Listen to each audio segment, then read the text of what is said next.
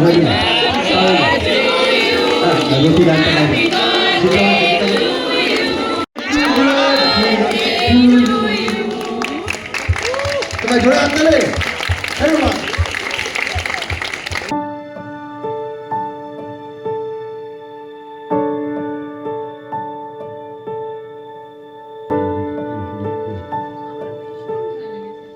দিনে মুক্তি পাচ্ছে ছবিটি রাত পোহালেই দেবের জন্মদিন, সেই কারণে আজকে 1 মিনিটের জন্য হলেও আমি এসে ওকে উইশ করতে চেয়েছিলাম, তাই জন্যই আমার আজকে মূলত আসা। এবং অফকোর্স প্রজাপতি 2-এর জন্যে দেব এবং অভিজিৎ দা, অতনুদা, প্রত্যেক গোটা টিমটাকে তো শুভেচ্ছা জানাবোই নিঃসন্দেহে, বাট তার সঙ্গে দেবকে আলাদা করে জন্মদিনের শুভেচ্ছা জানাতেও আজকে আমার আসা।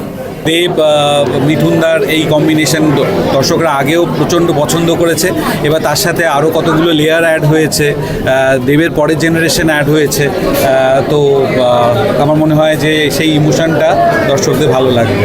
আমরা প্রত্যেকে কারো না কারো সন্তান, আমরা যখন সিনেমা হলে সিনেমাটাকে বসে দেখবো না, তখন আমরা ফিল করতে পারবো যে সত্যি বাবারা আমাদের জন্য অনেক কিছু করে, কিন্তু বাবাদের সামনে কি কখনো আমরা বলতে পারি না বাবা তুমি আমার জীবনে সেই হিরোটা।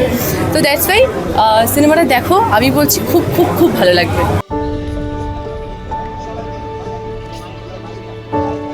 এই ছবি প্রজাপতি 2 বাঙালি বহুদিন মনে রাখবে, অ্যান্ড মার্ক মাই ওয়ার্ড। প্রজাপতি যেভাবে মানুষের মনের মণিকোঠায় স্থান পেয়ে গেছে, ঠিক প্রজাপতি 2ও আকাশ ছবি।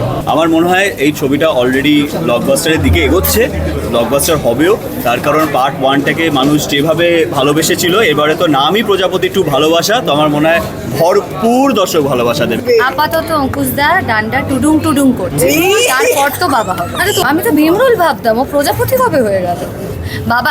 না, on a serious note, Ankush খুব ভালো বাবা হবে ফর শিওর। প্রজাপতি 2 একটি আদ্যপান্ত পরিবারের সবাই মিলে দেখার মজার, ভালো লাগার এবং ভালোবাসার মতন ছবি। শীতের এই সময় এবং বড়দিন এবং নতুন বছর পরিবারের সবাইকে নিয়ে সেলিব্রেট করার মতন একটি ছবি হচ্ছে প্রজাপতি 2, সবাই দেখবে।